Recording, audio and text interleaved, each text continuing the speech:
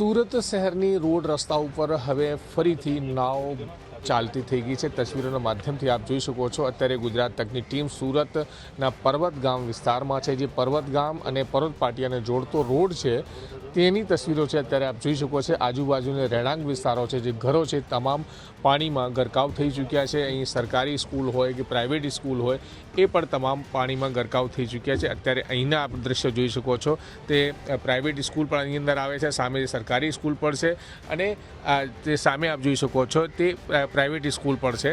તો એ તમામ જે સ્કૂલો છે, શાળાઓ છે તે પાણીમાં ગરકાવ થઈ ચૂકી છે અને રોડ રસ્તા ઉપર આપ જોઈ શકો છો કે સામે કેટલું વધારે પાણી ભરાયું છે। આપ અંદાજો લગાવી શકો છો કે ફાયરની ટીમ અહીંયા બોટ ચલાવી રહી છે, તો નીચેનું જે પાણીનું ઊંડાણ કેટલું હશે કે એનો પણ અંદાજો લગાવી શકો છો। સામે આપ જોશો તો બસ સ્ટેન્ડ છે, જે સામાન્ય દિવસોમાં લોકો અહીં જે BRTS બસો હોય, સિટી બસો અહીંયા આવતી હોય છે અને લોકો એના પર બેસીને સવારી કરતા હોય છે, પણ હાલ આપ જોઈ શકો છો પાણી ભરાયું છે। તો પર્વત ગામની આ તસવીરો છે। પર્વત ગામ વિસ્તારમાં એકદમ આ તમને લાગશે કે આ દરિયા જેવું બની ગયું છે ખાડીના પાણીના આવવાના કારણે। તમામ આજુબાજુ જે વિસ્તાર છે, સામે આપ જોશો સરકારી શાળા છે તે પણ પાણીમાં ગરકાવ થઈ ચૂકી છે। તો પર્વત ગામ વિસ્તારની આ જે પરિસ્થિતિ છે દર વર્ષે એમ તો થાય છે, પણ આ વર્ષે એમ લાગી રહ્યું છે કે વધારે પાણી આવ્યું છે। ઉપરવાસમાં જે રીતે ભારે વરસાદ પડી રહ્યો છે તેને કારણે ખાડીમાં જે છે પાણી આવી રહ્યું છે અને ખાડી ઓવરફ્લો થઈ રહી છે।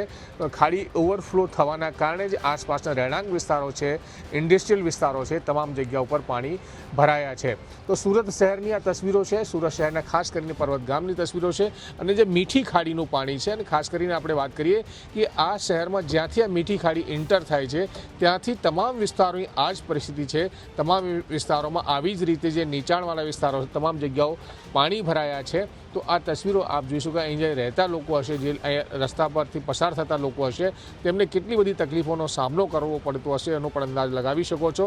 તો જે રસ્તા ઉપર સામાન્ય દિવસોમાં વાહનો ચાલતા હોય છે એ રસ્તા ઉપર આજે બોટ ચાલી રહી છે, તો આપ અંદાજો લગાવી શકો છો કે અહીં કેટલી મોટી માત્રામાં પાણી ભરાયું હશે। તો સુરતની તસવીરો છે, સુરત શહેરના લિંબાયત, સારોલી, શણિયા, પર્વત, મીઠી ખાડી, આ તમામ વિસ્તારો જે મીઠી ખાડીના કાંઠિયાવાળા વિસ્તારો છે તમામ જગ્યા આવી જ રીતે પાણી ભરાયા જોવા મળી રહ્યા છે। ફાયરની ટીમો જે છે સતત કામ કરી રહી છે, પોલીસની ટીમો પણ સતત કામ કરી રહી છે, કેમ કે ફાયરની ટીમનું કામ આવા મોસમમાં વધી જાય છે। જ્યારે પણ કોઈ ફસાયા હોય, કોઈને રેસ્ક્યુ કરવું હોય તો ફાયરની ટીમો તાત્કાલિક પહોંચીને રેસ્ક્યુ કરે છે અને સ્ટેન્ડ બાય આ પ્રકારે બોટ રાખવામાં આવી છે કે ઇમરજન્સીમાં કોઈને ક્યાંકથી લઈ જવું હોય, કંઈ કાઢવું હોય તો એ બોટના માધ્યમથી એમને સુરક્ષિત જગ્યા પર લઈ જઈ શકે છે।